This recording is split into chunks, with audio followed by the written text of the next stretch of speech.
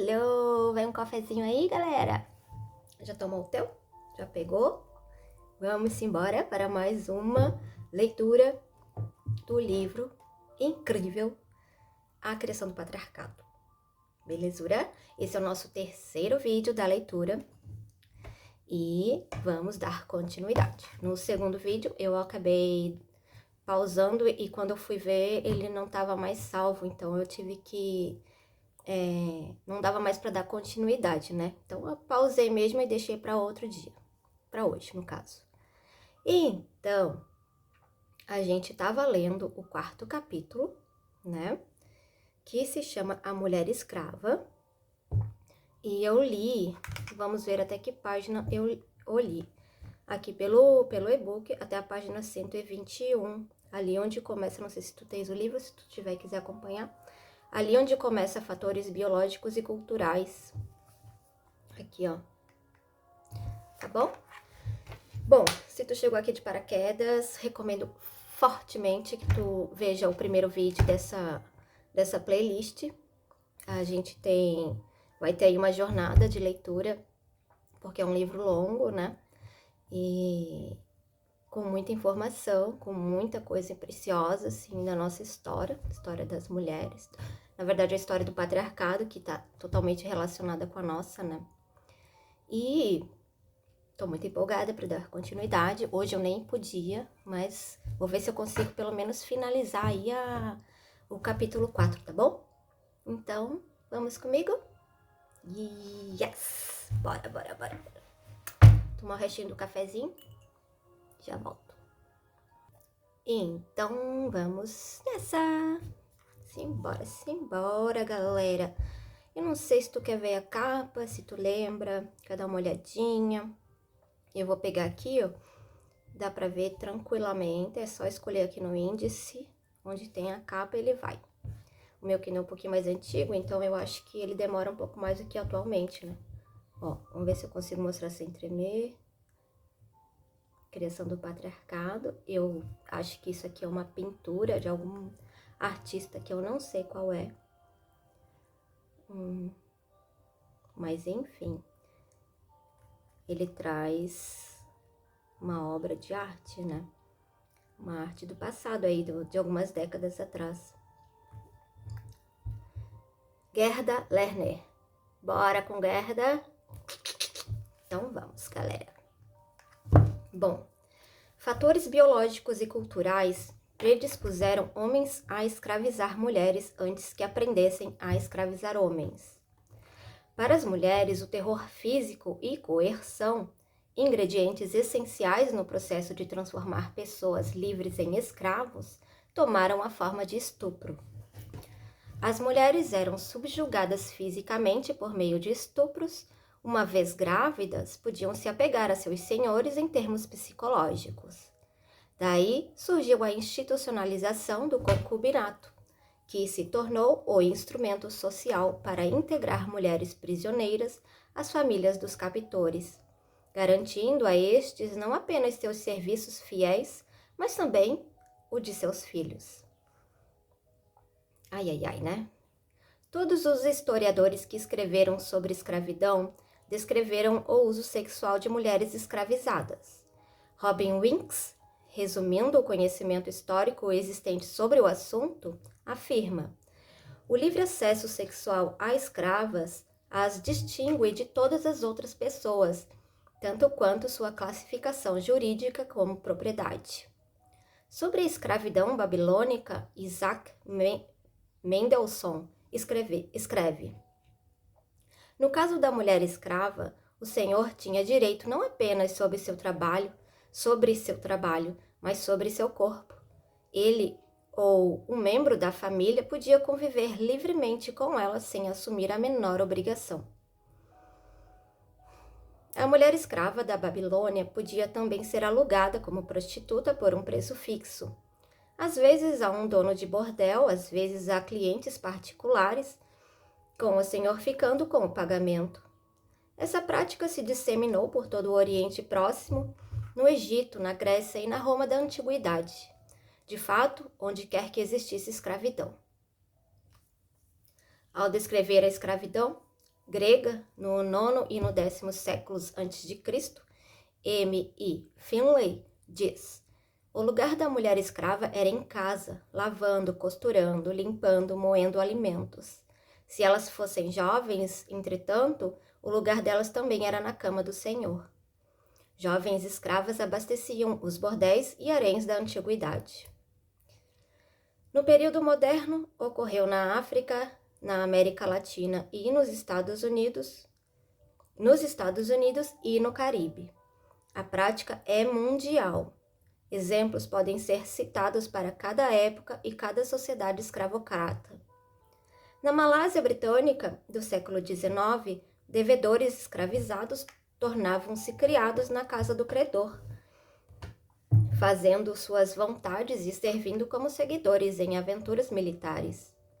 Mulheres escravas ou servas domésticas adquiridas por meio de escravidão, por dívida ou invasões de povoados, eram usadas como trabalhadoras domésticas e objetos sexuais, dadas pelos credores a seus serventes homens. Na China, do 3º século a.C.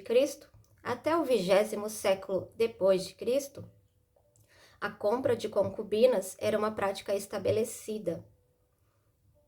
O mesmo fim era alcançado pela adoção por parte dos ricos de crianças vendidas pelos pais pobres em épocas de escassez. O tráfico de meninas, na forma do sistema de adoção de crianças Mui Tsai ou irmãzinha, chegou ao século XX, apesar da proibição da escravidão em 1909. Como descreve o próprio nome, consistia sobretudo no tráfico de crianças do sexo feminino, criadas para que se tornassem prostitutas ou servas sexuais. O relatório da ONU de 1948, ao descrever as condições contemporâneas em diversos países muçulmanos, afirma: a maioria das mulheres escravas combina as funções de servas e concubinas em qualquer lar árabe que tenha recursos para manter uma escrava. 1948. A prática de usar mulheres escravas como servas e objetos sexuais tornou-se o padrão para a dominância de classe sobre as mulheres em todos os períodos históricos. De mulheres de classe subordinadas, servas, camponesas, trabalhadoras, esperava-se a servidão sexual a homens de classe mais altas, com ou sem consentimento delas. O droit du seigneur feudal, seigneur, acho que isso aqui é francês, o direito à primeira noite, acho que é isso que significa, que pertence ao senhor que concedeu à serva o direito de se casar, e institucionalizou uma prática já bem estabelecida.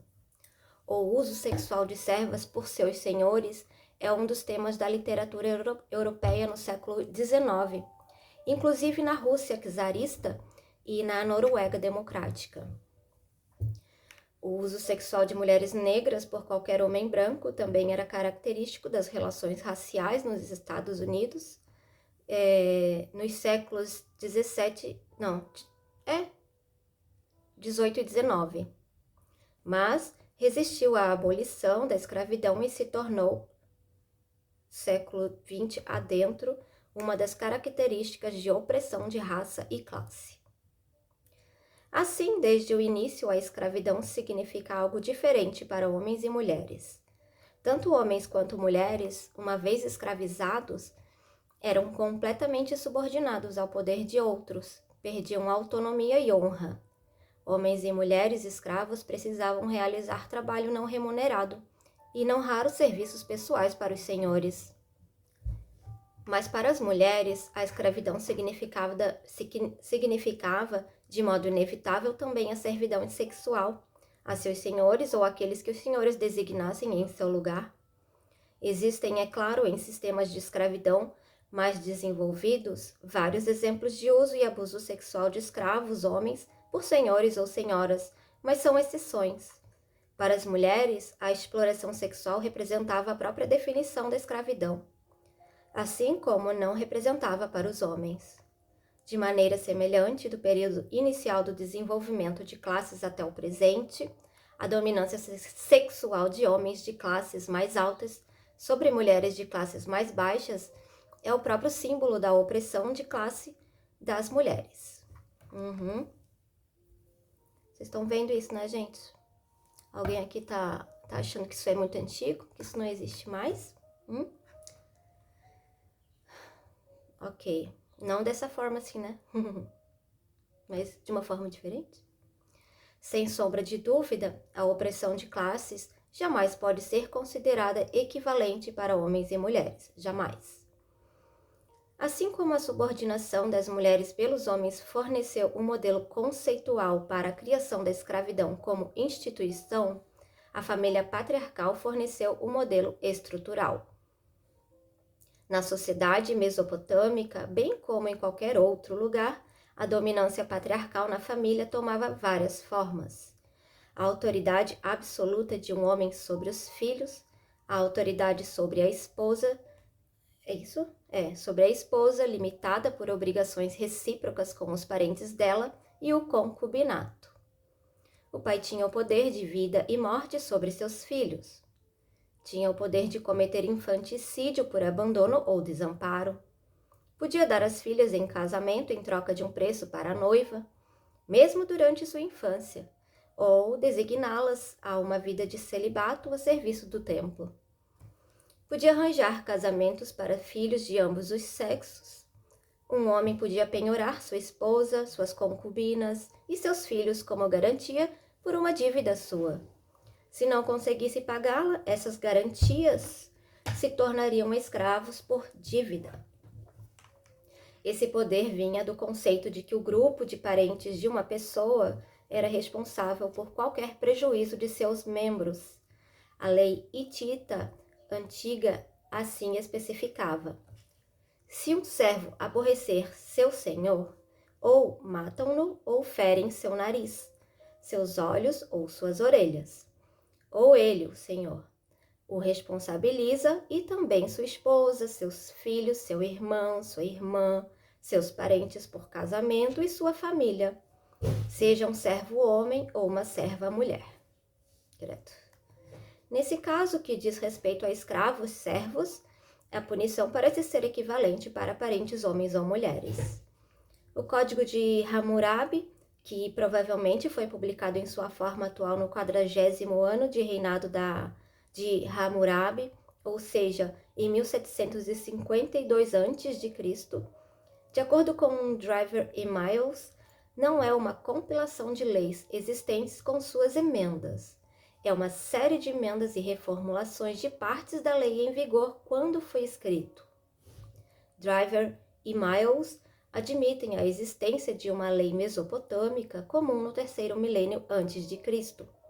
Sendo assim, podemos argumentar que as condições sociais refletidas nessas leis são, de modo geral, uma representação da sociedade mesopotâmica. O Código de Hammurabi definiu o tratamento de dívidas por penhora e impôs certos limites para possíveis abusos. Um homem incapaz de pagar uma dívida poderia penhorar sua filha e filhos, suas concubinas e filhos e seus escravos. Poderia fazer isso de duas maneiras: oferecendo seus dependentes como garantia para um empréstimo feito de um mercador, a fim de reembolsar sua dívida, ou vendendo diretamente suas garantias. No primeiro caso, meu Deus do céu, é muito absurdo, gente. No primeiro caso, o parente podia ser redimido dentro de determinado período em troca do dinheiro emprestado. Mas se o devedor não conseguisse reembolsar sua dívida, as garantias se tornavam escravos comuns, sujeitos à revenda pelo novo dono.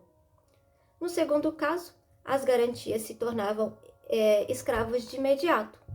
O abuso físico dos escravos por dívida era restrito para CH, um S assim, duplicado, e 116, não sei o que é, que declara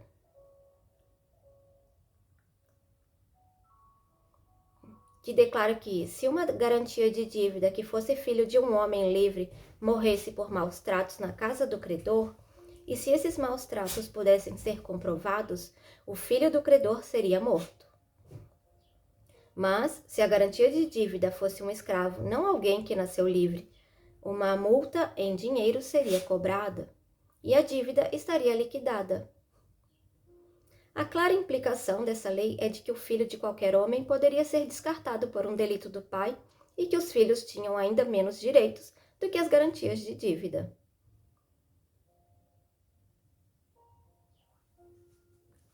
O fato de não haver menção de penalidades no caso de maus tratos a mulheres, que eram garantias de dívida, pode indicar que maltratá-las era algo visto com mais tranquilidade. Por outro lado, o Código Hammurabi, CHU cifrão 117, tô achando que é tipo um código, na verdade representa uma melhora na condição de escravos por dívida, ao limitar os serviços da esposa e dos filhos de um devedor a 3 anos, período após o qual seriam libertados. Antes, eles podiam ser mantidos por toda a vida. O CH cifrão de 119, eu tô falando cifrão, mas eu não sei se é um cifrão esse aqui, tá? Vamos ver se eu consigo mostrar pra vocês. Ver se consegue ver aqui, ó. Aqui. Opa! Foi pra frente ou pra trás agora? E Caroline. Vou tentar mostrar de novo, tá? Ó. Aqui. Tá vendo? CH, esse Szinho duplicado e o número. Ok. Então tá. O CH 119 especificava que um homem que oferecesse como garantia de dívida a sua escrava concubina, que fosse mãe de filhos dele, mesmo em venda direta, tinha o direito de resgatá-la do novo comprador se reembolsasse o valor da compra.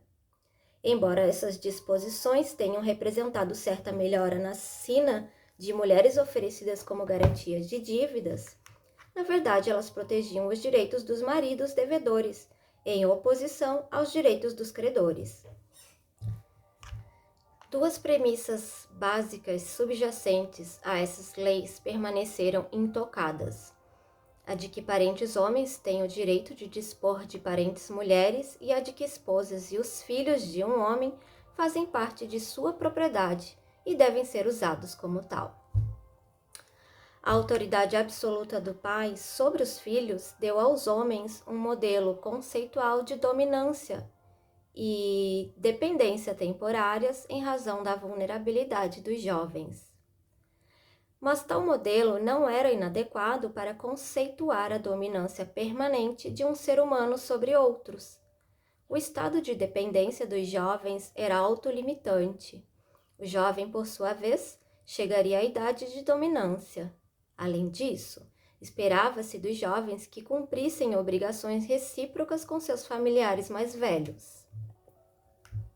Portanto, a autoridade parental precisava funcionar sob o controle tanto do ciclo da vida quanto do futuro poder em potencial dos jovens. O garoto, observando como seu pai tratava seu avô, aprendia sozinho como tratar o pai quando chegasse sua vez. Assim, o primeiro modelo de interação social com um igual que não fosse totalmente livre era a relação social entre marido e esposa. A esposa, cuja sexualidade já havia sido reificada como uma espécie de propriedade no comércio matrimonial, ainda possuía determinados direitos legais de propriedade e poderia impor, pela proteção de seus parentes, certas obrigações às quais tinha direito.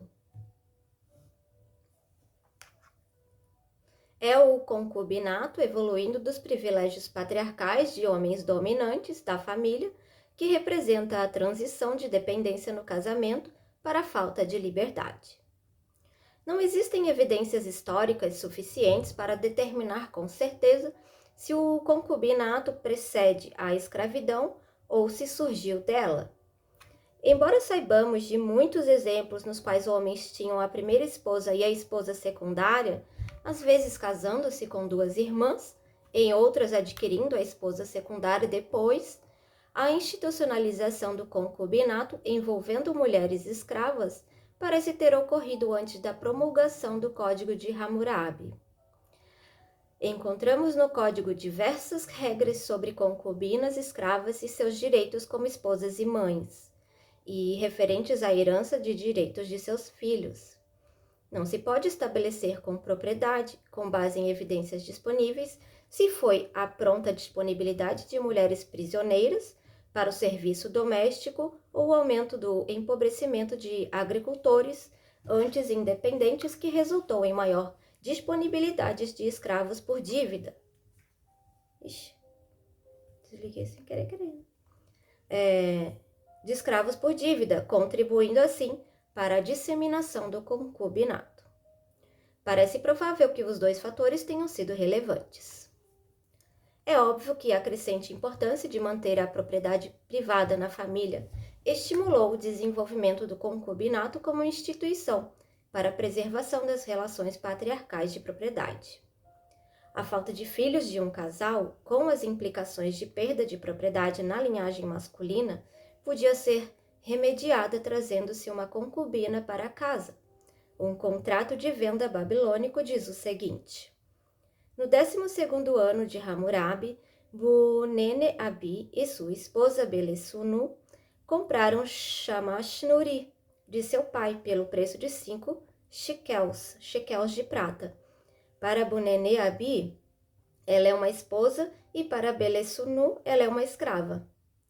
É de particular interesse aqui o fato de a concubina ter dupla função. Realiza serviços sexuais para o senhor, com o conhecimento e o consentimento da esposa, e é serva desta. Isso difere bastante do relacionamento entre primeira esposa e esposas subsequentes, de muitas sociedades polígamas, em que o status da segunda e da terceira esposas é igual ao da primeira. Cada esposa e seus filhos têm determinados direitos, assim como uma residência específica e obrigações sexuais e econômicas que o marido precisa cumprir de modo a não violar os direitos de nenhuma delas. Assim, a relação entre servidão sexual ao senhor e prestação de serviços profissionais à esposa parece ser uma característica comum do concubinato no patriarcado. As narrativas bíblicas do Gênesis, escrito entre 1200 e 500 a.C., refletem uma realidade social semelhante à descrita no contrato de venda babilônico, cerca de 1700 a.C. Sarai, envelhecendo sem filhos, implora a Abrão para que tenha relações sexuais com sua criada Agar. E Sarai disse a Abrão: eis que o Senhor me impede de ter filhos, suplico que vá até minha criada, pode ser que eu tenha filhos através dela. E Abrão ouviu a voz de Sarai. De forma semelhante, Raquel implorou ao marido Jacó: eis minha criada Bila, vá até ela, que ela possa ter filhos sobre meus joelhos, e que eu também tenha filhos através dela. Há várias deduções implícitas nesses relatos. A mulher escrava deve servidão sexual ao marido de sua senhora, e o fruto dessa relação conta como prole da senhora. Que loucura! Todas as mulheres devem servidão sexual aos homens em cuja casa moram e são obrigadas em troca de proteção a gerar filhos. Se elas não puderem, suas escravas podem substituí-las nessa função, da mesma maneira que um homem pode pagar uma dívida com a garantia do trabalho de seu escravo ao credor. O status dependente da esposa livre está implícito na patética declaração de Sarai: pode ser que eu tenha filhos através dela. A mulher estéril é considerada defeituosa e inútil, apenas o ato de ter filhos a redimirá. Raquel, antes de oferecer sua criada a Jacó, exclama: dê-me filhos ou morrerei. Quando, enfim, Deus a ouviu e abriu seu ventre, ela disse: Deus tirou de mim a humilhação. Não se pode fazer afirmação mais clara sobre a reificação de mulheres e o uso instrumental de esposas. O Código de Hammurabi especifica um sistema semelhante à prática bíblica no caso de homens casados com uma Naditum, uma sacerdotisa proibida de ter filhos. A Naditum oferece sua escrava ao marido para ter filhos ou, se não o fizer, o marido tem direito a uma esposa secundária, uma sujetum, naditum sugetum, uma sacerdotisa de nível inferior ou um tipo de irmã leiga para gerar filhos dele. Se os filhos forem de uma escrava, são considerados filhos da esposa principal, como no caso de Raquel. O CH 146 trata do caso de uma escrava oferecida por uma sacerdotisa a seu marido, que teve filhos com ele e depois quer se igualar à senhora por ter tido filhos dele. Nesse caso, a senhora não pode vendê-la, mas pode somá-la às demais escravas. Se ela não tiver filhos, a senhora pode vendê-la. Vemos nesses casos, como no caso de Shamash Nuri, a ambiguidade da posição da concubina. O CH 171 especifica que um pai pode legitimar seus filhos com uma escrava concubina, aceitando-os publicamente durante sua vida. Se ele não legitimar os filhos de sua escrava concubina, ela e os filhos tornam-se livres após a morte do pai, mas sem direito à herança. Fica evidente que a mulher escrava melhorou sua condição e a de seus filhos pelo concubinato, mas ela nunca deixou de ser a escrava da primeira esposa e precisou reconhecer esse papel ambíguo publicamente. O padrão de libertar concubinas que tivessem gerado filhos foi incorporado à lei islâmica e se espalhou pelo mundo com a difusão do islamismo. Assim, é uma das características mais comuns da escravidão mundial. De forma semelhante, na Malásia britânica do século XIX, uma escrava concubina tinha direito à liberdade se tivesse gerado filhos de seu senhor. O caso chinês, de certo modo, é especial, pois as concubinas podiam alcançar as mais altas posições na sociedade. Durante a dinastia Han, reis e altas autoridades, não raro, casavam-se com suas concubinas, algumas delas tornando-se assim imperatrizes e mães de reis. Por esse motivo, famílias aristocráticas competiam pelo privilégio de oferecer filhas à corte como concubinas. Ainda assim, em períodos posteriores, uma criança filha de uma pessoa livre com uma pessoa escrava era sempre considerada escrava. Puta merda. O concubinato como forma de ascensão social para mulheres também ocorreu de forma relativamente diferente no Império Inca pré-colombiano, cerca de 1438 a 1532 d.C. Com a expansão do Império Inca, a hierarquia de conquista consolidou seu poder, controlando a reprodução entre as províncias conquistadas. Isso ocorreu com a instituição da ACLA, pela qual as virgens das áreas conquistadas, as ACLAs, eram recrutadas a serviço do Estado, retiradas de suas aldeias e colocadas para trabalhar com tecelagem e preparação de alimentos para rituais.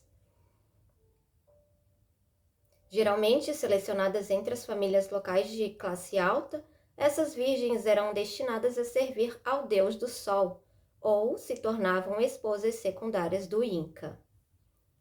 Podiam também ser distribuídas pelo Estado aos homens da nobreza. Eram respeitadas e influentes, por isso muitas famílias locais consideravam uma grande honra dispor das filhas para esse serviço. A ambiguidade do concubinato fica tão evidente aqui quanto nos outros exemplos citados. Segundo a suposição da antropóloga Sherry Ortner, a evolução da hipergamia, casamento de mulheres de classe baixa com homens de classe alta para fins de ascensão social, ou de alianças verticais em um elemento importante de controle social em sociedades estratificadas. A hipergamia depende da castidade forçada de moças de classe baixa antes do casamento. A pureza de uma filha ou irmã pode torná-la elegível a ser a esposa ou concubina de um nobre, ou ser selecionada para servir ao templo. Assim, a pureza feminina se torna um recurso familiar, guardado com zelo pelos homens da família. Ortner sugere que essa explicação torna plausível a cooperação da mulher com sua própria subordinação. Olha isso. No contexto do meu argumento, também ilustra os limites permeáveis entre o status de esposa, concubina e escrava. Existem ainda evidências linguísticas que mostram a conexão essencial entre o concubinato e a escravização das mulheres, de mulheres. A palavra chinesa para mulher escrava, usada no terceiro e no segundo séculos antes de Cristo, era pi, que também significa humilde. Ela era usada também para descrever uma concubina de nível inferior ou uma esposa de origem humilde. Resumindo a posição de escravos na China, naquele período, o historiador E.G. Poulley-Blanc afirma: um escravo era um membro inferior da família de seu senhor e sujeito às mesmas obrigações que uma criança ou uma concubina. Uma palavra posterior para escravo, em uso após o segundo século antes de Cristo, era nu, N-U, cujos símbolos eram mão e mulher.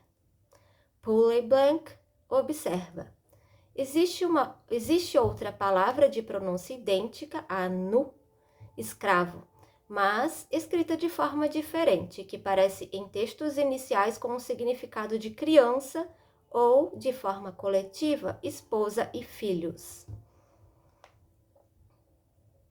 Ele cita inúmeros exemplos desse uso de palavra e conclui: é muito provável, penso eu, que as duas palavras sejam idênticas e que o sentido de escravo seja uma derivação posterior do significado original de criança e esposa e filhos. Isso faz sentido como referência à prática de escravizar esposas e filhos de criminosos, o que é especificado no Código de Shenyang, cerca de 350 a.C. C. Martin Wilbur observa: os termos mulher escrava e concubina às vezes aparecem juntos, como se não existisse grande distinção entre os dois. De maneira semelhante, o termo assírio assirtu ou exirtu, que deriva da raiz esseru, amarrar, é traduzido de modo variado como mulher prisioneira e concubina. S.I. Fei-Jin concluiu: a mulher prisioneira não tinha a mesma posição em todos os lugares, mas em nenhum lugar ela era livre, e em todo lugar atuava como concubina. Em geral, a mulher prisioneira tinha mais chances de ascensão do que o aziru, o homem prisioneiro. Seja vendo o concubinato como uma oportunidade de ascensão social ou como mais um modo de dominância e exploração, a instituição dele foi não apenas estruturalmente significativa, mas crucial para ajudar homens e mulheres a definir o conceito de liberdade e de falta dela. Em civilizações antigas, assim como mais tarde na história, várias manifestações de dependência e falta de liberdade coexistiam. Sem dúvida, as relações patriarcais de família, o concubinato e a escravização de estrangeiros coexistiam na Babilônia, na China, no Egito e em outros lugares. Mas é evidente que o conceito de hierarquia e de imposição de falta de liberdade e, por fim, a ideia de falta perpétua de liberdade, conforme representada pelo status de um escravo permanente, levaram algum tempo para crescer e evoluir. Em períodos posteriores da história, o conceito de liberdade como direito inalienável de todos os seres humanos levaria muitos séculos para se estabelecer. No estado arcaico e nas cidades-estados da antiguidade, um escravo era considerado uma espécie de propriedade, mas ao mesmo tempo um membro dependente da família com direito a certa proteção.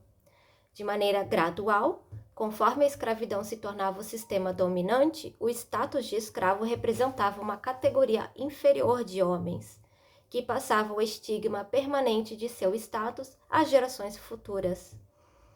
Se esse tipo de escravo é considerado produto final de um processo gradual de desenvolvimento de estratificação, e se a esposa sob a dominância, a proteção patriarcal é vista como a manifestação inicial desse processo, Então, a concubina está em algum lugar entre essas duas manifestações. No período de aproximadamente 1000 anos, a ideia de escravidão foi colocada em prática e institucionalizada de maneira a refletir a própria definição de mulher. Pessoas do sexo feminino cujas funções sexuais e reprodutivas haviam sido reificadas em transações de casamento eram, no fim do período em discussão, em essência, consideradas diferentes dos homens em relação às esferas pública e privada. Assim como as posições de classe dos homens foram consolidadas e definidas pela relação deles com a propriedade e os meios de produção, a posição de classe das mulheres foi definida por suas relações sexuais. A distinção entre uma mulher casada e livre e uma escrava manifestava-se em níveis de falta de liberdade. Olha isso. A principal diferença de classe entre uma esposa que vivia sob a dominação ou proteção patriarcal do marido e uma escrava que vivia sob a dominância, proteção de seu senhor, era que a esposa poderia ser dona de escravo, homem ou mulher, e de outras propriedades. A escrava não podia sequer ser dona de si mesma. A esposa Belesunu, por exemplo, podia ser dona da escrava Shamash Nuri, cujo trabalho a aliviava de determinadas tarefas árduas. Mas Belesenu, a não ser que se divorciasse do marido, não podia fugir por completo das responsabilidades domésticas, nem da servidão sexual que se esperava dela. Shamash Nuri, por outro lado, carregava sempre consigo a dupla opressão de trabalho escravo e escravidão sexual. A hierarquia entre os homens era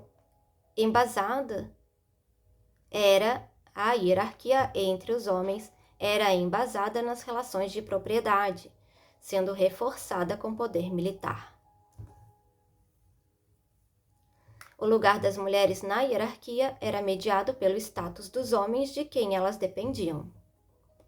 Na base, ficavam as mulheres escravas, cuja sexualidade era usada por homens poderosos como se fosse uma mercadoria. No meio, ficava a escrava concubina, cujo desempenho sexual poderia resultar em sua ascensão social, na concessão de alguns privilégios e no direito à herança para os filhos, e no topo ficava a esposa, cuja servidão sexual a um homem dava-lhe direitos legais e de propriedade. Em algum lugar, além da esposa, estavam as mulheres excepcionais, que, em razão da virgindade e da função religiosa, gozavam de direitos de outro modo, reservados apenas aos homens. Vamos, por fim, mais uma vez, recorrer à literatura para uma explicação metafórica do significado desse desenvolvimento histórico. A maneira como a competição entre homens se manifesta pela posse e reificação de mulheres foi ilustrada na história de Aquiles, Agamenon e a mulher escrava Briseida. As complexidades das relações homem-mulher em um cenário patriarcal de poder masculino desenfreado são bem ilustradas em outro épico de Homero, a Odisseia. Na ausência de Ulisses, pretendentes assediavam sua esposa Penélope. Ela defendeu sua virtude com uma artimanha. Disse a eles que aceitaria um deles quando terminasse de tecer. Penélope tecia com afinco o dia todo, mas passava as noites desfazendo o que havia tecido. A esposa da tecelagem infinita protege sua virtude com o fruto de seu trabalho, desempenhando com perfeição seu duplo papel econômico e social, e sexual. Enquanto isso, o viajante Ulisses se envolve em diversas aventuras sexuais e heróicas.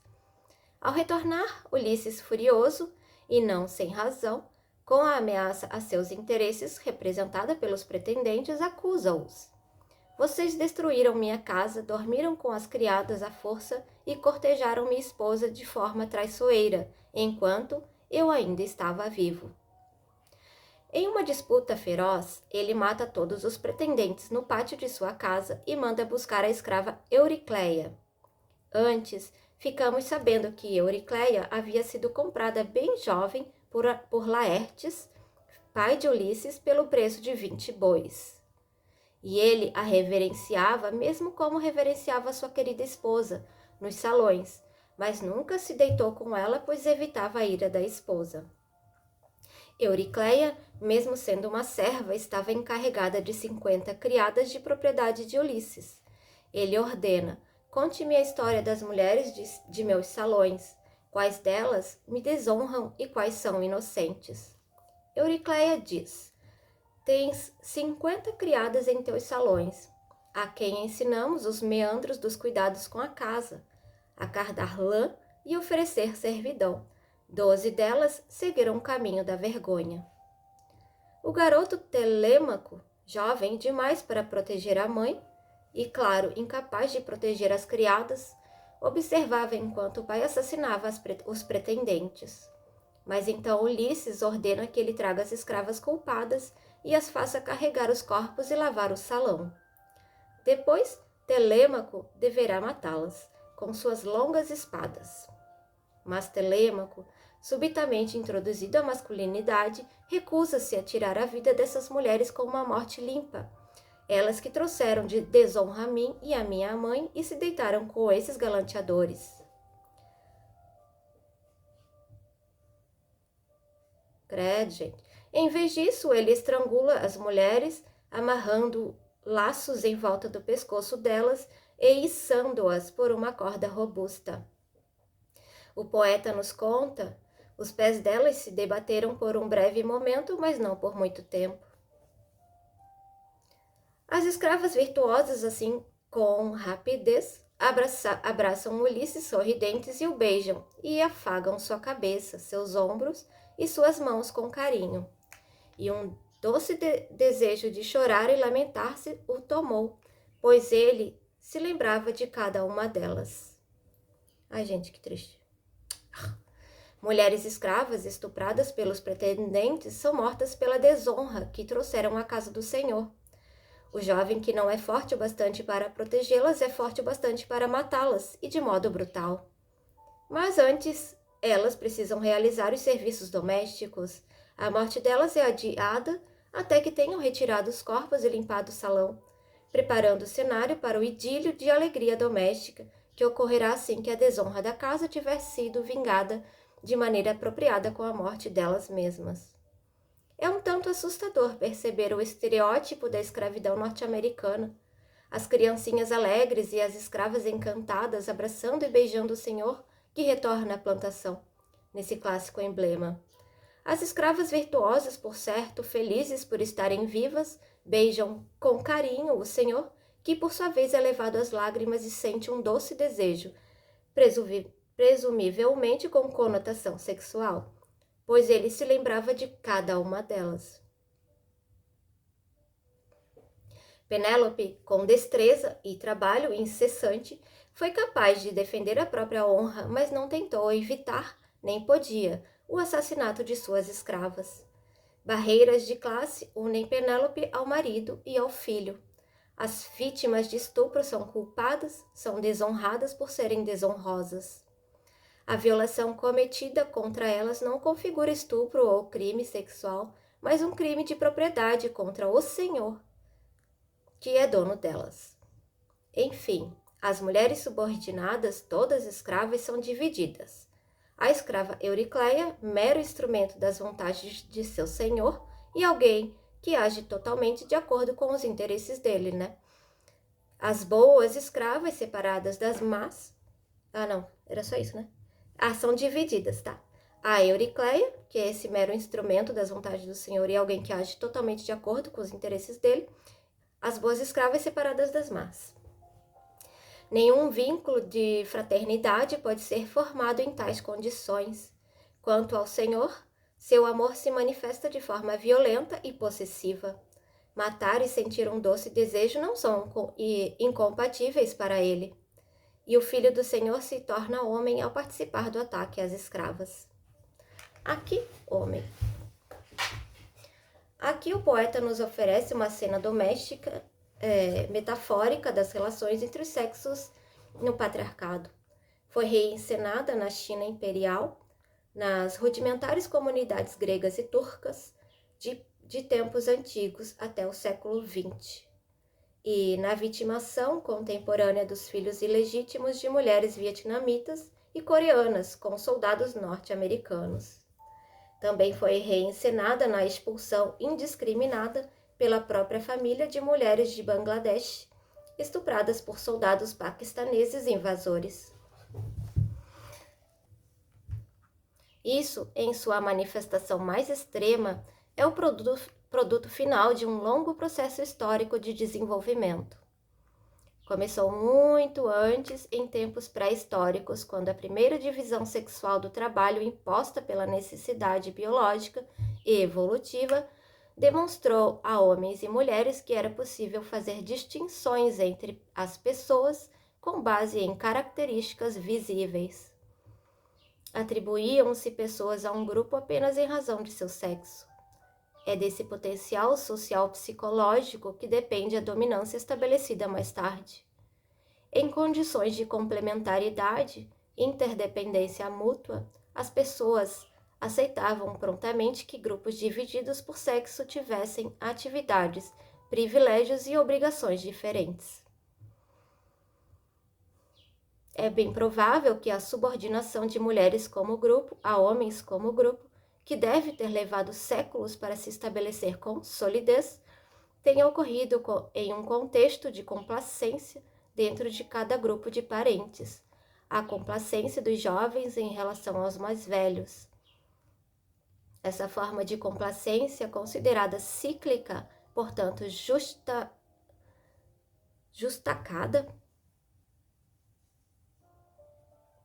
cada pessoa tem sua vez na subordinação e na dominância. Portanto, cada pessoa tem sua vez na subordinação e na dominância. Criou um modelo aceitável de complacência em grupo. Quando as mulheres descobriram que o novo tipo de complacência exigida delas não era da mesma categoria, o sistema já devia estar estabelecido com tanta solidez que parecia irrevogável. Como Melasux apontou, uma vez estabelecida a dominância masculina, as mulheres passaram a ser vistas de uma nova maneira. Elas podem até, a princípio, ter sido consideradas mais próximas da natureza do que da cultura, portanto, inferiores, embora não destituídas de poder. Uma vez comercializadas, não eram mais consideradas seres humanos, mas sim instrumentos à disposição dos homens, semelhante a uma mercadoria. As mulheres passam a ser reificadas porque são conquistadas e protegidas, enquanto os homens passam a ser os reificadores porque conquistam e protegem. O estigma de pertencer a um grupo que pode ser dominado reforça a distinção inicial. Não vai demorar para que as mulheres comecem a ser vistas como um grupo inferior. O precedente de considerar mulheres um grupo inferior permite a transferência desse estigma a qualquer outro grupo que seja escravizável. A subordinação doméstica de mulheres criou um modelo com base no qual a escravidão se desenvolveu como instituição social. Quando um grupo é marcado como escravizado, ele carrega o estigma de ter sido escravizado, e pior, o de pertencer a um grupo que é escravizável. Esse estigma torna-se um fator de reforço, que justifica a prática da escravização na mentalidade do grupo dominante e na mentalidade do grupo escravizado. Se esse estigma for internalizado plenamente pelo grupo escravizado, processo que leva muitas gerações e exige o isolamento intelectual desse grupo, a escravização passa a ser entendida como natural, portanto aceitável. Quando a escravidão se tornou comum, a subordinação de mulheres já era um fato histórico. Se naquele momento pensava-se nisso de alguma maneira, deve-se ter incorporado a subordinação de mulheres um pouco do estigma da escravidão. Escravos eram, assim como as mulheres, pessoas inferiores que podiam ser escravizadas. As mulheres sempre disponíveis para a subordinação, eram agora consideradas escravas por serem como os escravos. A relação entre as duas condições estava na premissa de que todas as mulheres precisavam aceitar, como fato, o controle de sua sexualidade e de sua função reprodutiva, por homens ou instituições dominadas por eles. Para mulheres escravas, a exploração econômica e a exploração sexual estavam ligadas do ponto de vista histórico. A liberdade de outras mulheres, que nunca foi a liberdade de homens, dependia da escravidão de algumas mulheres e sempre foi limitada pelas restrições de mobilidade e acesso a conhecimento e capacitação. De modo oposto, para homens, o poder estava conceitualmente relacionado à violência e à dominação sexual. O poder masculino depende tanto da disponibilidade de serviços sexuais e econômicos de mulheres na esfera doméstica, quanto da disponibilidade do desempenho tranquilo da força militar. Distinções de classe e raça, ambas manifestadas a princípio na institucionalização da escravidão, baseiam-se no inextricável sistema de dominância sexual e exploração econômica presente na família patriarcal e no Estado arcaico.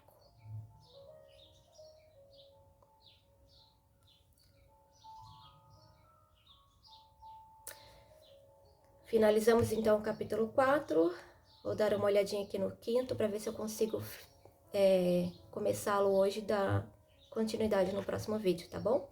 Já volto. Então vamos lá, pessoal. Resolvi dar uma lidinha aqui no capítulo 5. Tô achando tão bom, não quero parar. Então vamos nessa, né? Capítulo 5, a esposa e a concubina. Deixa eu só explicar então o que eu acho bom, né? Só pra não achar, nossa, que bom saber desse monte de coisa horrorosa, né? Da nossa história. Mas é bom porque muitas coisas fazem sentido, é como se estivesse dando respostas a perguntas que a gente nem sabia como fazer, né? Então, tô gostando, assim, pra clarear um pouco da nossa realidade hoje, né? Tem algumas coisas que eu fico meio furiosa, fico incomodada, e aí, mas não consigo, assim, explicar por quê, sabe? Então, por isso que eu gosto tanto de adquirir conhecimento, da questão de saber um pouco da nossa história, né? Da história das coisas, porque eu acho que isso tudo nos ajuda mesmo a entender o momento presente, né? E não se culpar e não julgar as pessoas que estão aqui, né? Porque a gente tá meio que reproduzindo aí uma cultura, uma história, né? Com as nossas formas, com a nossa realidade, mas não deixa de ser. Então, o que me lembra muito, ontem eu conversei com meu companheiro, né? Daí ele tava contando de um vídeo que ele viu, que eu acho que todo mundo já viu, né?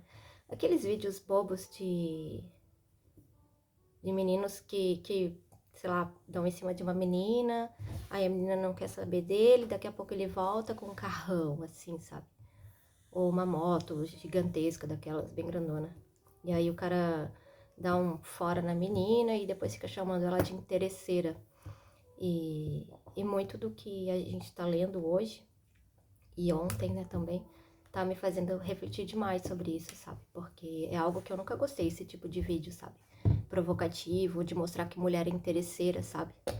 Mas se a gente for olhar bem a fundo, assim, tem muitas camadas aí que explicam, né? Tanto o comportamento desses rapazes, né? Que acham que mulheres todas são interesseiras. E o comportamento das meninas também, né? Que acabam escolhendo homens que têm mais dinheiro e tal. Então, ou que ficam deslumbradas, né, com o poder aquisitivo da pessoa, né. Acho que, espero que tenha entendido aí a minha reflexão sobre isso, sabe. Mas faz todo sentido, assim, pra mim, com relação ao que a gente tá lendo hoje, sabe. Dessa questão da escravidão, da segurança que a mulher tinha, né, quando tava casada com alguém, porque era o máximo que ela conseguia chegar, né. Então, como ser humano livre, né? Enfim, vamos continuar aqui. Capítulo 5, a esposa e a concubina. As três maiores compilações preservadas de leis mesopotâmicas, o Código de Hammurabi, CH, as leis médio-assírias, LMA, as leis hititas, LH, e a lei bíblica. São uma rica fonte para análise histórica. Nunca olhei para a Bíblia com esses olhos. Bom, o Império Babilônico, sobre o qual reinou Hammurabi, englobava gente de origens étnicas e culturais diferentes e se estendia no Eufrates até as margens do Tigre. Embora seus contemporâneos o considerassem apenas um rei poderoso entre inúmeros outros.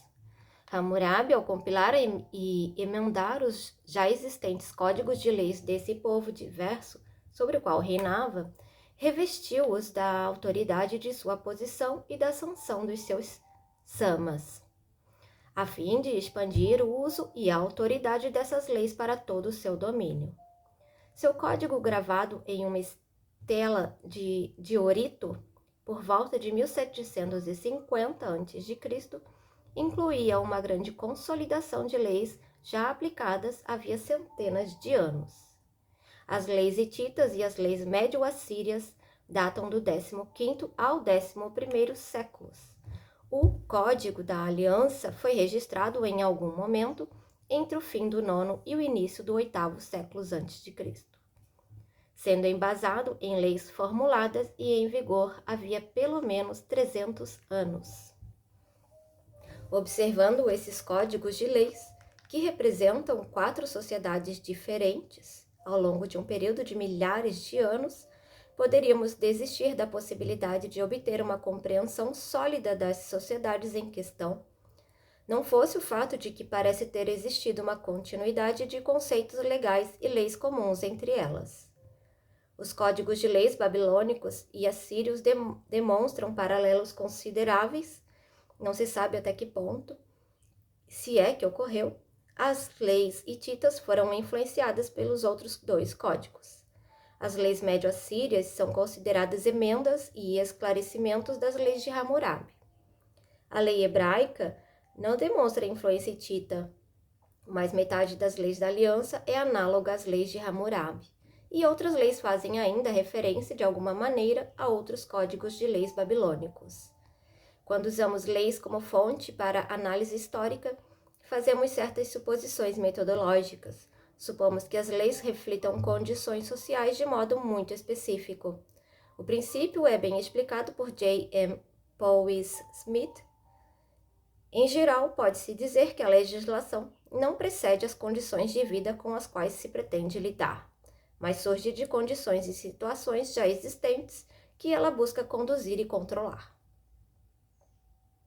A promulgação de uma lei sempre indica que a prática que está sendo criticada ou sobre a qual se está legislando existe e se tornou problemática na sociedade. Por exemplo, se todos se casarem com o próprio primo ou se ninguém se casar com o próprio primo, não haverá necessidade de uma lei que proíba ou permita a prática. Mas, quando encontramos uma lei que bane a prática de casamento entre primos, podemos presumir que A. O costume existia e B. Havia se tornado problemático na sociedade. Nos códigos de leis discutidos, vemos grande ênfase na regulamentação de comportamentos sexuais, com muito mais restrições impostas às mulheres do que aos homens. Isso se reflete na distribuição de temas que as leis abordam. Assim, das 282 leis do Código de Hammurabi, 73 abordam assuntos relativos a casamento e questões sexuais. Das 112 leis médio-assírias restantes, cerca de 59 abordam os mesmos temas. Isso pode indicar a existência de um problema social naquele período, ou pode apenas ser uma distorção pelo fato de os achados arqueológicos estarem incompletos. Mas mesmo que tábuas da LMA desconhecidas até o momento remediassem o desequilíbrio de alguma forma, a forte ênfase na regulamentação do casamento e da conduta das mulheres é impressionante. Das 200 leis hititas, apenas 26 tratam de casamento e regulamentação sexual, Por outro lado, são mais restritivas para as mulheres do que as dos outros códigos. Outra consideração metodológica é o fato de o que a lei prevê não ser necessariamente o que se praticava. Podemos presumir que boa parte da lei mesopotâmica pretendia registrar ideais de comportamento em vez de regras e precedentes para casos específicos.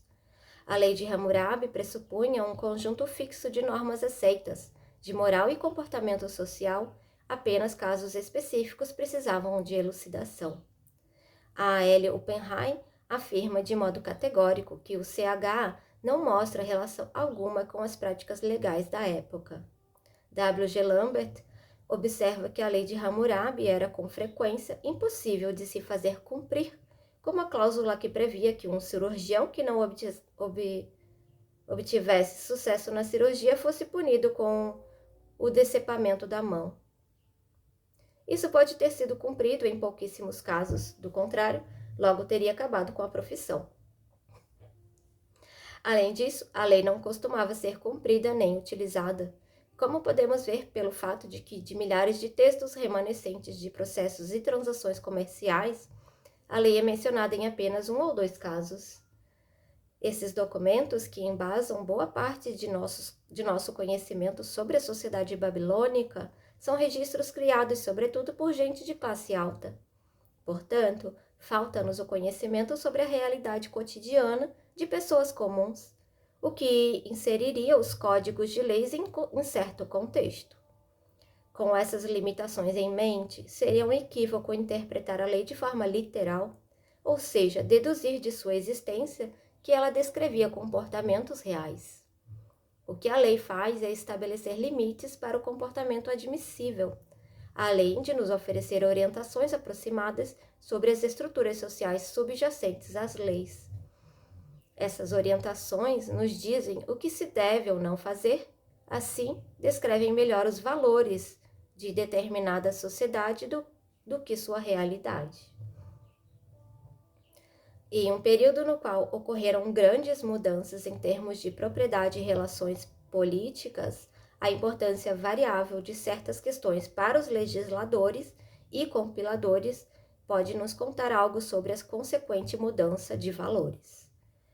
A crescente ênfase dos códigos de leis da Mesopotâmia na regulamentação de crimes de propriedade, direitos e obrigações de devedores e controle de escravos, bem como na regulamentação da conduta sexual de mulheres, mostra que questões de gênero, classe e poder econômico eram problemáticas e exigiam definição, e que essa definição unia esses indivíduos de uma maneira bem específica.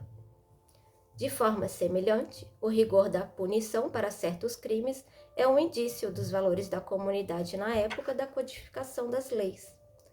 O Código de Hammurabi exibe a pena de morte para determinados tipos de roubo, arrombamento, conivência em fugas de escravos, construções com acidentes fatais como resultado, magia negra, sequestro, banditismo, estupro, incesto, causar determinados tipos de aborto e adultério cometido por esposas. A lei reflete as relações de classes e gêneros e, comparando os diferentes códigos de leis, podemos determinar mudanças nessas relações. Por fim, observando os fatos que a lei dá como certos, podemos aprender alguma coisa sobre a estrutura especial e os valores da sociedade. A lei mesopotâmica era administrada individualmente nas comunidades por juízes e anciãos que formavam um tribunal. É provável que testemunhas que juravam dizer a verdade fossem tanto compelidas pelo medo da censura de seus vizinhos, quanto pelo respeito às abstrações da lei. Muitas das decisões dos juízes, que costumavam ser registradas em tábuas de argila e assinadas por testemunhas, foram preservadas e usadas por historiadores em suas análises sobre as várias leis. No período da antiga Babilônia, as mulheres participavam do processo judicial como testemunhas e autoras de ações, e não apenas como acusadas.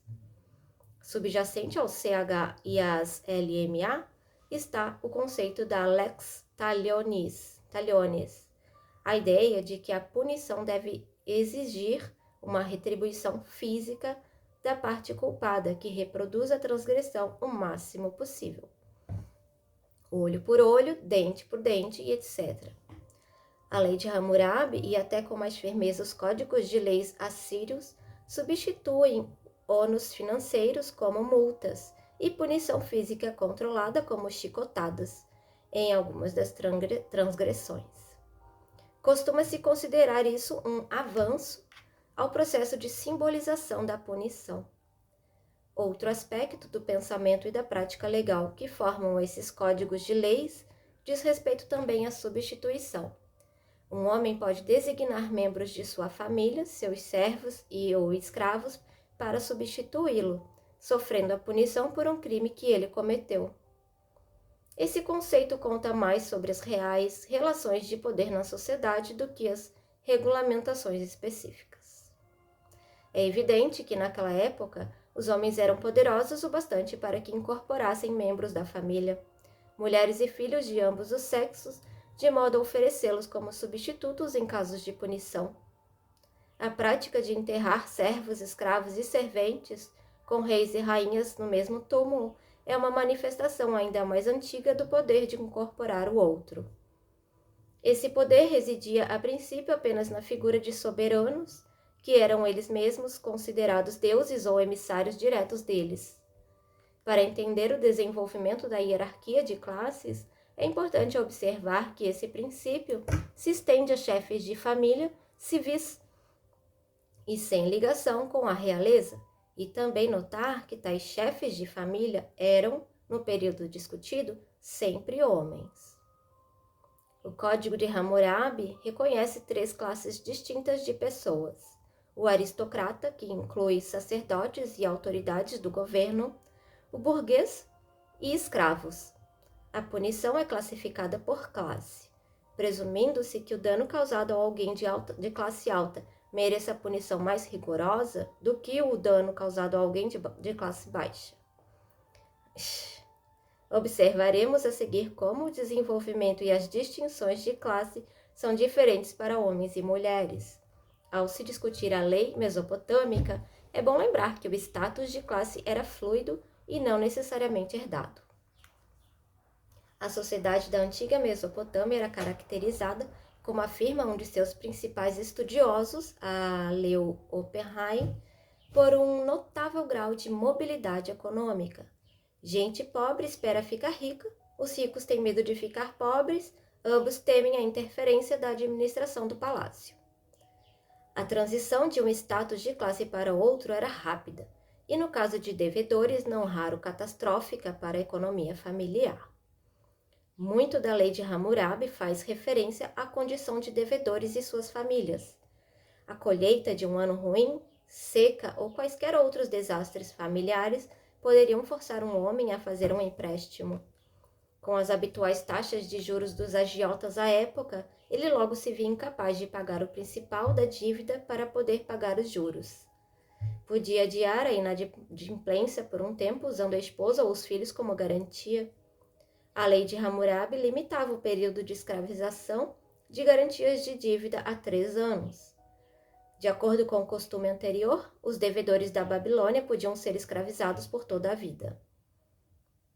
O Código da Aliança Hebraico, Êxodo 21, 2, 11, dispõe que o homem escravo por dívida deve ser libertado após 6 anos de servidão, deixando para trás esposa e filhos. Se ele escolher ficar com a família, será destinado à escravidão perpétua. A mulher escrava por dívida não deve ser libertada como o homem. Ela pode ser redimida, oferecida em casamento ao filho do senhor, ou pode se casar com o próprio senhor. A lei especifica que, se o senhor não se casar com ela, deve tratá-la bem ou ela deve ser solta. Aqui, supõe-se que a mulher escrava por dívida tenha sido usada como concubina durante a sua escravização. Presume-se também que, uma vez em liberdade, ela não seria elegível para casamento. Assim, poderia ser forçada a única alternativa, prostituição. J. M. Paul Smith acredita que a lei, na realidade, é cuidadosa e atenciosa com a mulher escrava, se levarmos em consideração as condições de vida às quais ela era submetida. Prefiro dizer que a lei da aliança oferece mais evidências do uso geral de mulheres escravas como concubinas e das nítidas diferenças entre as posições de classe entre escravos e escravas. Os homens na escravidão hebraica podiam voltar a viver como homens livres no 7º ano. Mulheres escravas por dívida, por outro lado, podiam ascender socialmente ao concubinato ou até ao casamento, ou decair ao nível da prostituição. O destino delas era determinado pela servidão sexual. Encontraremos o princípio de que o status de classe de um homem é determinado por suas relações econômicas e o de uma mulher, por suas relações sexuais em inúmeros outros exemplos desse período de formação da sociedade de classes. Trata-se de um princípio que continuou válido por milhares de anos. O que podemos aprender sobre as condições sociais das mulheres mesopotâmicas com base nos códigos de leis? A sociedade patriarcal tinha como características a linhagem patrilinear, leis de propriedade que garantiam aos filhos meninos direito à herança, aos filhos meninos direito à herança. Dominância masculina nas relações de propriedade e entre os sexos, burocracias militares, políticas e religiosas. Essas instituições eram sustentadas pela família patriarcal e, por sua vez, recriavam-se de modo incessante. Famílias babilônicas valorizavam muito mais o nascimento de meninos do que o de meninas. Os filhos levavam adiante o nome da família e podiam aumentar a propriedade e o benefício da família por meio da boa administração, do heroísmo militar e ou da servidão ao templo ou rei. Também eram considerados essenciais para o bem-estar dos pais na vida após a morte, pois apenas eles podiam realizar determinados rituais religiosos para os mortos. Por causa dessas considerações, casais sem filhos, eunucos ou homens e mulheres solteiros, dentre as mulheres solteiras, sobretudo as sacerdotisas, adotavam crianças para garantir o cuidado próprio na velhice. A autoridade do pai sobre seus filhos era ilimitada, como já visto. No CH, o comportamento rebelde de um filho bater no pai era considerado crime grave, que podia ser punido decepando-se a mão do filho. No caso de um filho adotivo que quebrasse o vínculo parental repudiando o pai que o adotou, a pena era cortar a língua do filho. A lei hebraica é ainda mais rigorosa, exigindo a morte do filho pelo crime de bater no pai ou na mãe. Vale observar aqui que no CH o principal crime é a rebelião do filho contra o pai, com a sacerdotisa desempenhando um papel social semelhante ao de pai. Apenas na lei hebraica, o crime inclui o pai e a mãe. Entendo isso como um indício de melhoria do papel da mãe na lei hebraica. A possibilidade de um comportamento rebelde por parte de uma filha não é mencionada nas leis, provavelmente porque ela podia facilmente ser forçada ao casamento ou vendida se o seu comportamento fosse um incômodo aos pais. O grande valor que as filhas tinham para uma família era o potencial de serem noivas. O preço de noiva recebido por uma filha costumava ser usado para financiar a aquisição de uma noiva para o filho. Os casamentos na Mesopotâmia eram, em geral, arranjados pelo pai do noivo em negociação com o pai da noiva. Às vezes, o próprio noivo negociava com o pai da noiva. A troca de presentes ou dinheiro que selava o casamento é tema de muitas leis do Código de Hammurabi.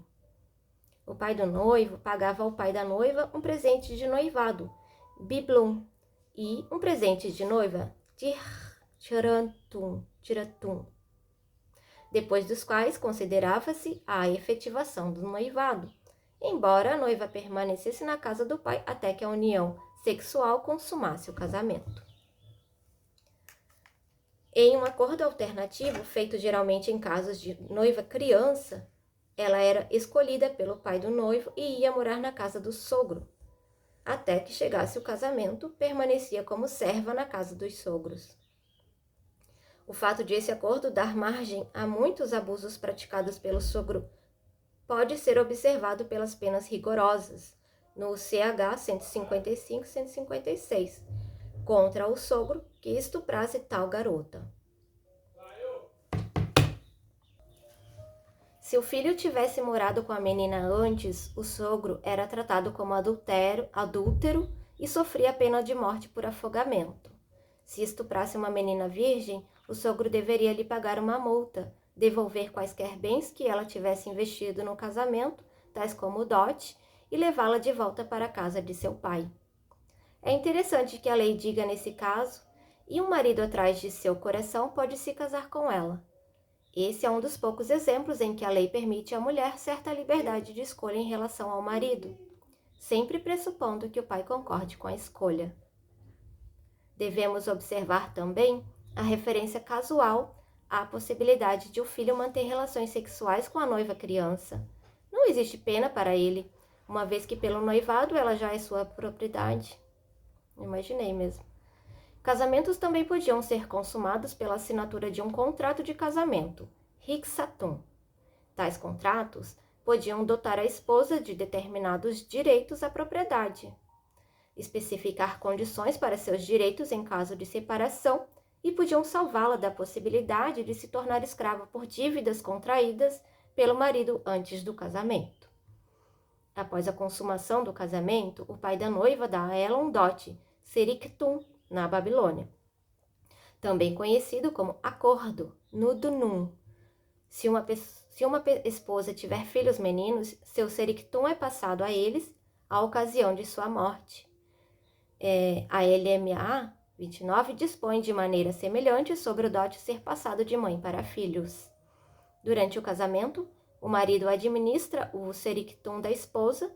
Após sua morte, a esposa fica de posse dele e o utiliza até o fim da vida, mesmo se casar de novo. Se o marido se divorciar da mulher por ela não ter tido filho menino ou por ter alguma doença e quiser se casar com outra mulher, a primeira esposa tem o direito de ficar na casa dele e ser sustentada por ele até o fim da vida. Se ela não concordar e quiser sair da casa, tem direito à devolução de seu dote. Quando uma esposa sem filhos meninos morre, seu pai deve devolver o presente de noiva ao genro, que, por sua vez, deve devolver o dote da esposa ao sogro. Quando uma esposa sem filhos... Eu vou ler de novo essa parte, que eu fiquei confusa. Quando uma esposa sem filhos meninos morre, seu pai deve devolver o presente de noiva ao genro, que, por sua vez, deve devolver o dote da esposa ao sogro. É óbvio que esses acordos financeiros amparados por lei só eram possíveis entre famílias de posses. Aliás, encorajando a homogamia, o casamento entre pessoas de mesmo status social, essas leis garantiam que a propriedade permanecesse dentro da classe de pessoas de posses. Isso foi obtido com a concessão aos filhos de ambos os sexos de direito à herança, sendo que os filhos herdavam a ocasião da morte do pai, e as filhas recebiam herança em forma de dote. A supervisão rigorosa das moças para garantir a castidade antes do casamento e o grande controle da família sobre a escolha do noivo fortaleceram ainda mais a tendência à homogamia. O dote e o dinheiro do acordo formavam um fundo conjunto para o casal, o que tendia a tornar o casamento mais estável, pois cada um deles tinha sua parte. O marido desfrutava da administração das propriedades dele e da esposa durante a vida, mas tinha de preservar o dote da esposa tanto para garantir a herança para os filhos, quanto para que ela se sustentasse na sua viuvez. A esposa possuía o direito de uso do dote, portanto tinha muito interesse em investir e aumentá-lo, da mesma maneira que as sacerdotisas na dito tinham. Isso explica a atividade comercial de mulheres aristocratas e seus consideráveis direitos civis e econômicos. A aparente contradição de mulheres de classe alta terem tais direitos econômicos, mesmo que os direitos sexuais fossem cada vez mais restritos, é um aspecto integrante da formação da família patriarcal. O antropólogo social Jack Gould, em seu cuidadoso estudo sobre sistemas de casamento no mundo, caracterizou esse desenvolvimento como comum em sociedades da Eurásia baseadas em agricultura de arado, que apresentam complexa estratificação de classes e divisões elaboradas de trabalho.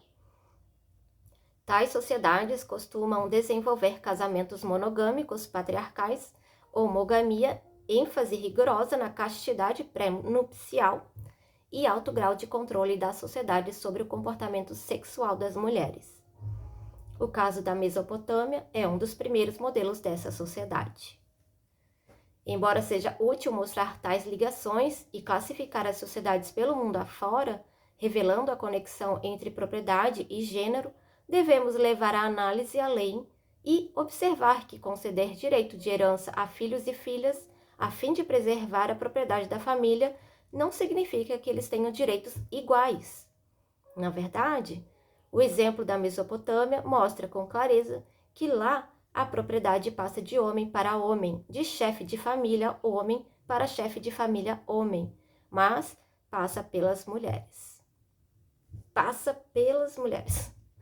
A esposa tem o direito de uso de seu dote, porém é o marido ou filhos, meninos, que tem direitos adquiridos dessa propriedade, que passa para esses filhos após a morte dela. Em caso de divórcio, ou se ela não teve filhos meninos, o dote é devolvido ao pai ou aos irmãos dela.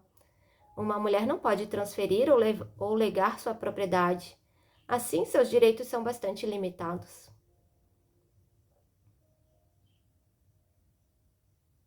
Que loucura! De forma ainda mais significativa, esses direitos, tais como são, dependem de sua servidão sexual e reprodutiva ao marido, em particular ao lhe dar filhos meninos, onde antropólogos veem uma forte relação causal entre a regulamentação da herança e a propriedade marital e o comportamento sexual. Assiriólogos se preocupam mais com casos específicos e como interpretá-los. Existem duas principais interpretações em relação à natureza do casamento babilônico. Na visão de Driver e Miles, a lei do casamento na Babilônia representa um avanço nos direitos das mulheres ao garantir seus direitos econômicos e legais no casamento. Do ponto de vista deles, o tiratum não é o preço de compra da noiva, mas um presente simbólico para selar o casamento, um vestígio cultural de um costume anterior de compra de noivas. Driver e Miles não se detêm sobre a origem e o desenvolvimento do costume anterior de compra de noivas. Com base em evidências da criação de contratos de casamento, eles argumentam que tais contratos foram, a partir da época de Hammurabi, o passo fundamental para a legitimação do casamento e a diferenciação entre este e o concubinato. Mostram que os poucos contratos de casamento restantes da Babilônia são muito diferentes de notas de venda. Argumentam também que o fato de o preço de noiva estar sempre abaixo do preço de mercado de uma escrava mostra com clareza que não se tratava de uma representação de preço de venda. A opinião contrastante defendida por Paul Kochaker e pela maioria dos assiriólogos europeus é a de que o casamento babilônico ocorria por compra e que o preço de noiva era, na verdade, o pagamento feito pelo noivo ou sua família pela noiva. Kochaker chama atenção para a existência de duas formas de casamento na região da Mesopotâmia. A mais antiga, que perdurou durante um longo período, é o casamento sem residência conjunta. A esposa permanece na casa do pai ou da mãe. O marido mora com ela como visitante ocasional ou permanente. Há indícios da existência dessas formas de casamento no Código de Hammurabi e no registro bíblico, em que é chamado de casamento bina. É uma forma de casamento que permite mais autonomia à mulher e lhe facilita o divórcio. Kochaker acha que o CH e as LMA formalizaram a outra forma, o casamento patriarcal, que aos poucos se tornou predominante. Nesse sistema de casamento, a esposa mora na casa do marido e é completamente dependente de seu sustento. O divórcio é, para a esposa, praticamente impossível de se conseguir.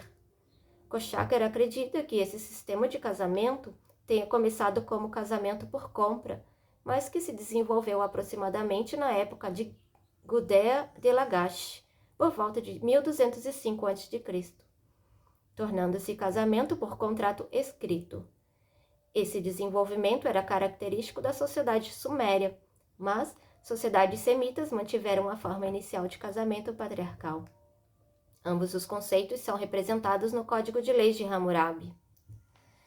O casamento semita por compra contrasta com a forma suméria de casamento, que também era, a princípio, casamento por compra, mas que há muito tempo transcendeu esse conceito.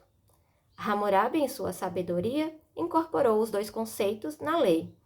Junto ao casamento por compra, ele colocou o casamento sem o tirato, e junto a este o presente de noivado sumério, o nudunum.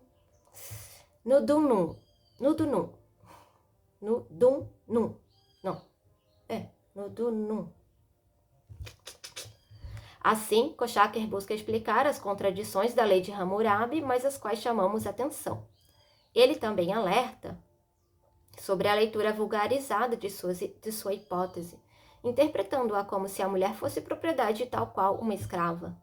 Ele concorda com Driver e Miles em relação ao preço de noiva não ser o equivalente econômico para a esposa, mas, aponta ele, era seu equivalente judicial. O casamento é um casamento por compra, mesmo quando a relação jurídica resultante não seja a de posse da esposa, mas poder legal do marido sobre ela. A distinção é bastante sugestiva do nosso ponto de vista, precisamente porque define um novo tipo de relação de poder entre marido e esposa, para a qual não existia equivalente em sociedades anteriores. Evidências antropológicas modernas parecem corroborar a reconstrução feita por Coxacker de uma evolução histórica do casamento sem residência conjunta para o casamento patrilocal patriarcal. O primeiro é mais característico de tribos nômades e de caçadores-coletores, enquanto o último ocorre em conexão com a agricultura de arado. Nem Driver e Miles nem Coxacker explicam de maneira adequada a origem do casamento por compra. Eles apenas presumem sua existência e mostram como se deu. O entendimento dessa evolução só é possível se considerarmos a classe como fator. O casamento por compra era um fenômeno de classe e não se aplicava da mesma maneira a mulheres de todas as classes. O direito consuetudinário, segundo o qual os homens da família, pais, irmãos, tios, tinham de trocar familiares mulheres para fins de casamento, precede o desenvolvimento da família patriarcal, tendo sido um dos fatores que a fizeram ascender. Com o desenvolvimento da propriedade privada e da estratificação de classes, esse direito consuetudinário passou a ter crucial importância econômica. Chefes de família, homens, agora tinham a obrigação de utilizar familiares para fins de casamento, de modo a maximizar as riquezas da família e manter ou melhorar seu status. As mulheres desempenhavam um papel cada vez mais importante na economia familiar, não apenas como produtoras de bens econômicos, fazedoras e cuidadoras de crianças e trabalhadoras domésticas, mas também como pessoas cujos serviços sexuais foram transformados em mercadorias comercializáveis. Os serviços sexuais e reprodutivos das mulheres é que foram reificados, não as próprias mulheres. Famílias de classe alta usavam o casamento das filhas para consolidar o próprio poder social e econômico. O casamento firmava alianças militares e comerciais.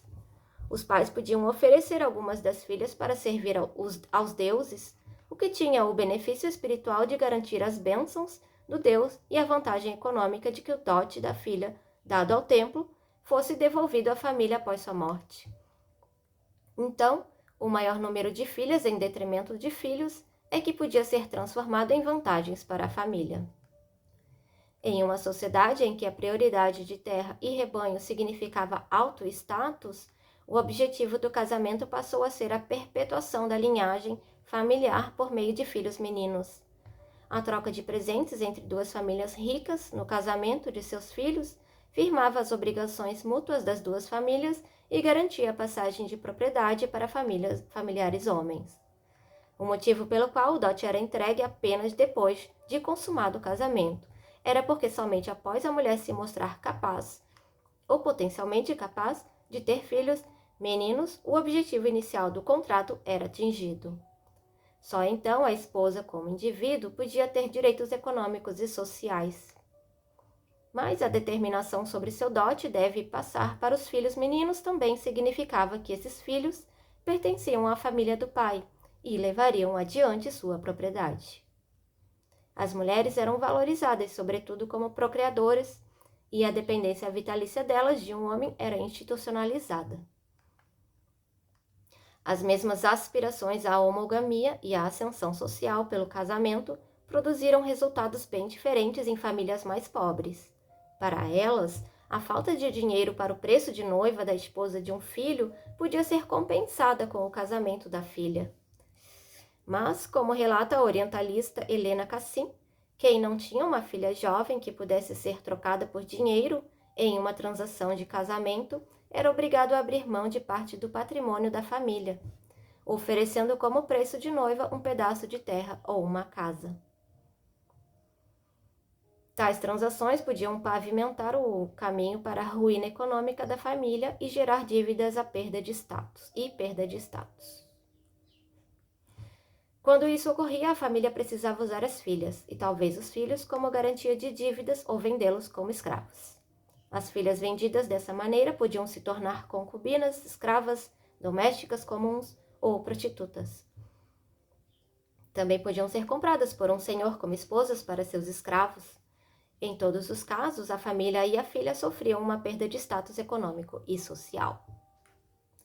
Na família de classe baixa, que possuía poucos bens ou nenhum, as pessoas, filhos de ambos os sexos, se tornavam propriedade e eram vendidas para escravidão ou casamento degradantes. O principal objetivo era que, assim, abrissem mão de todos os direitos à propriedade da família na qual haviam nascido. Mas o acordo pelo qual o casamento de um filho com uma moça de mesma classe social era possível pela venda da irmã criava para a irmã um casamento por compra. Vistas dessa forma, as duas interpretações opostas em relação ao casamento mesopotâmico podem ser reconciliadas. O casamento por compra e o casamento por contrato coexistiram desde a época da lei de Hammurabi em diante. As duas formas de casamento se aplicavam a mulheres de classes diferentes. O conceito de que a noiva era parceira no casamento estava implícito no contrato de casamento de famílias de classe alta. Para mulheres de classe baixa, entretanto, o casamento significava a escravidão doméstica. Na lei mesopotâmica e mais ainda na lei hebraica, são feitas distinções crescentes entre as primeiras esposas, classe alta, e as concubinas, classe baixa. Todas as mulheres estão sob dominação e regulamentação sexual cada vez maior, mas o grau de falta de liberdade varia conforme a classe. Como mostramos, a esposa está em uma ponta do espectro, a escrava está na outra ponta, e a concubina ocupa uma posição intermediária. Seria um grande equívoco, porém, igualar a posição subordinada de esposa, que tinha direitos econômicos e legais, bem como a possibilidade de possuir outros seres humanos e lucrar com o trabalho deles, com a posição da escrava. Tal interpretação mistifica e invisibiliza as relações de classes. As leis de Hammurabi regulamentavam o comportamento sexual de modo a acentuar a diferença entre a apropriação de mulheres por escravização e a aquisição de mulheres pelo casamento.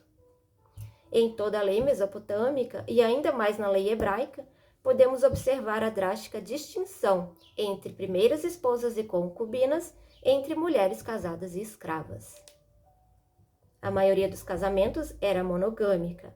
Discutimos antes as circunstâncias especiais nas quais um homem podia ter uma segunda esposa, concubina, se ele se casasse com uma sacerdotisa na Ditum ou se a esposa fosse estéril. Em ambos os casos, a mulher podia oferecer a ele uma escrava para ter filhos em seu lugar. Ficava a critério do marido aceitar ou rejeitar esse acordo. A posição ambígua da concubina foi reforçada na lei Hammurabi, que a proibia de se igualar à sua senhora. Uma escrava concubina que tivesse filhos meninos e por isso almejasse status semelhante ao da senhora, poderia, de acordo com a lei, ser tratada como escrava, mas não vendida. Se ela não tivesse filhos meninos e cometesse essa transgressão, poderia ser vendida. Um contrato de casamento babilônico com uma segunda esposa especifica que a concubina é obrigada a servir a primeira esposa, moer suas refeições diárias e carregar sua cadeira até o templo. A história bíblica da expulsão de Agar, a escrava oferecida pela estéril Sarai a Abrão para que tivesse o filho dele, ilustra a prática contínua de fazer distinção de status entre a primeira esposa e a escrava concubina. A lei hebraica, em particular, eleva a esposa legítima e mãe. Mencionemos apenas o progresso da lei de Hammurabi, que exige que os filhos meninos respeitem os pais para os 10 mandamentos, e o Êxodo 21:15, que torna a lei fundamental que todos os filhos respeitem e honrem ambos, pai e mãe. As obrigações rigorosas das mulheres em relação a maridos e filhos na lei de Hammurabi e na lei hebraica podem assim ser vistas como um fortalecimento da família patriarcal, o que depende da cooperação voluntária das esposas em um sistema que lhes oferece benefícios de classe em troca de sua subordinação em questões sexuais. A lei de Hammurabi especificava a obrigação do homem de sustentar sua esposa e identificava suas obrigações em relação aos parentes homens dela. Os casamentos costumavam ser monogâmicos, mas os homens podiam cometer adultério livremente, como meretrizes e escravas. Em geral, o costume de ter uma segunda esposa de classe mais baixa ocorria apenas no período da antiga Babilônia. A esposa era obrigada por lei a desempenhar seu papel econômico para satisfazer o marido. Um homem podia se divorciar da esposa ou reduzi-la ao status de escrava e se casar com uma segunda mulher se ela persistisse em se comportar de forma nécia, arruinando a casa e depreciando o marido. Nesse caso, o marido precisava buscar uma condenação em corte antes de dissolver o casamento. Quanto às obrigações sexuais, a virgindade da noiva era condição para o casamento, e qualquer acordo poderia ser cancelado caso fosse descoberto que ela não era virgem. No casamento, a esposa devia fidelidade absoluta ao homem. L.M. Epstein, em seu estudo...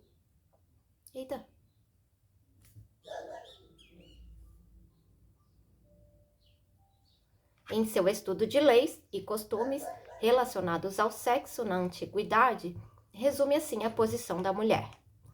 O adultério só é possível da parte da esposa, pois ela é propriedade do marido, mas não parte do marido.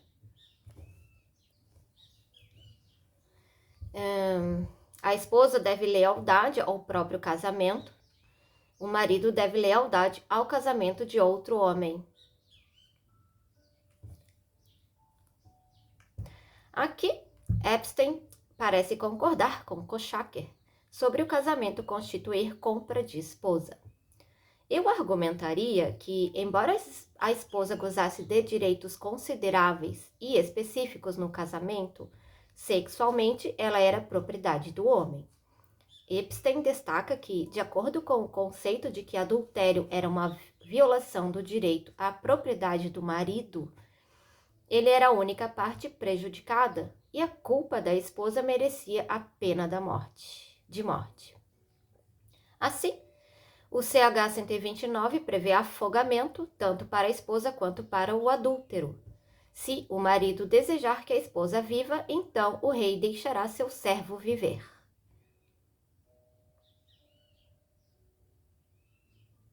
Essa linguagem sugere que um homem que pegar a esposa em flagrante deve levá-la até a corte do rei para julgamento. Na prática anterior, o homem e seu parente teriam se vingado sem o auxílio da lei. Outro princípio aqui envolve o conceito de que duas partes erradas devem receber a mesma punição. Se o marido escolher ser leniente com a esposa, a corte deve deixar que o adúltero saia impune. Uma lei paralela no Código Assírio, LMA 15, é mais específica ao definir esse princípio. Se o marido poupar a vida da esposa e cortar o nariz de sua esposa, ele deve transformar o homem em eunuco, e eles devem desfigurar seu rosto inteiro.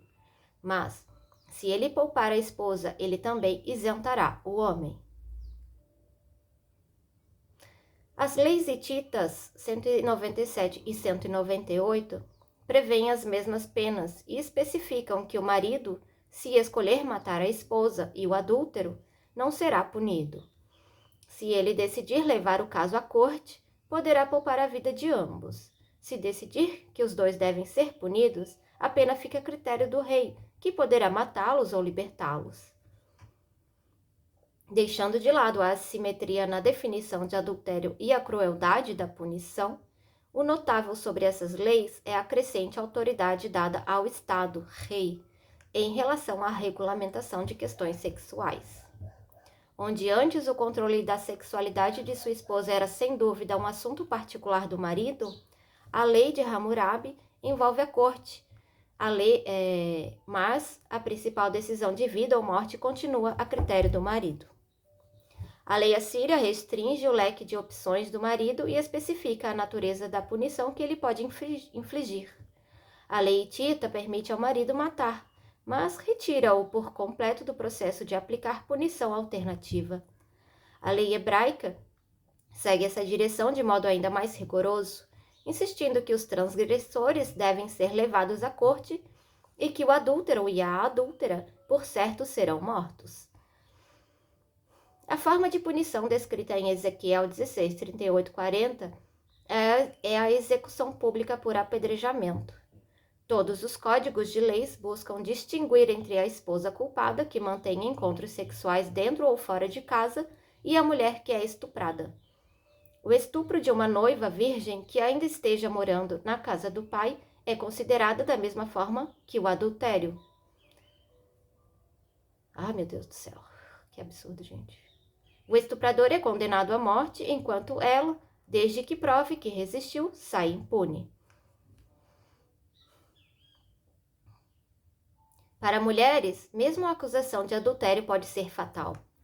Se o marido acusasse a esposa perante a corte, ela poderia se defender fazendo um juramento, pela vida de um deus. Entretanto, se a acusação viesse não do marido, mas de pessoas da comunidade, a esposa poderia se defender apenas se submetendo à provação, ou seja, ela precisava se atirar no rio pelo marido. O deus do rio, então, decidia sobre sua culpa ou inocência. O divórcio era obtido com facilidade pelo marido, que só precisava fazer uma declaração pública de intenção de divórcio. Os privilégios do marido em relação ao divórcio eram restritos, entretanto, por uma série de disposições relacionadas à propriedade e ao sustento da esposa. Exigiam-se a devolução do dote, metade de suas propriedades ou, no mínimo, um pouco de prata, como dinheiro de abandono. Era difícil para uma esposa obter o divórcio e apenas aquelas que não tivessem defeitos podiam fazer essa tentativa. Se uma mulher tiver aversão de seu marido e disser, não terás relações comigo, os fatos de seu caso serão determinados em sua comarca. Se ela tiver se mantido casta e não tiver culpa, enquanto sabe-se que o marido sai de casa e a deprecia, essa mulher não será punida, ela poderá pegar o dote de retornar e voltar para a casa do pai. CH 143. Se ela não tivesse mantido casta e sabe-se que sai de casa, arruína a casa e deprecia o marido, será atirada na água. A assimetria no rigor da punição por sair de casa é com certeza impressionante. A esposa de um homem adúltero, se tentasse pedir o divórcio, corria o risco de ser acusada pelo marido de vários delitos e perder a vida. Esse duplo padrão ocorre também na lei hebraica, que permitia a um homem se divorciar da esposa de acordo com a sua vontade, mas negava à mulher o direito de buscar o divórcio em qualquer circunstância.